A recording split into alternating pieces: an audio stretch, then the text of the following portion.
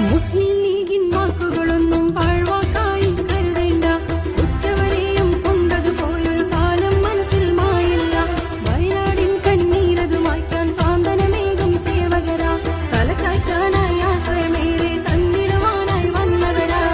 തണലായും തുണയായും വേഗം അണഞ്ഞല്ലോ നാടിന്റെ ഗതിയത് മാറ്റിടാൻ. നാടിന്റെ ഗതിയത് മാറ്റിടാൻ ആശ്രയമായി മുസ്ലിം ലീഗും നമുക്കേറെ പുതുപുത്തൻ ഭവനവും തീർത്തിടാൻ. കാരുണ്യഹസ്തം നമ്മിൽ ചേർത്തിടാൻ.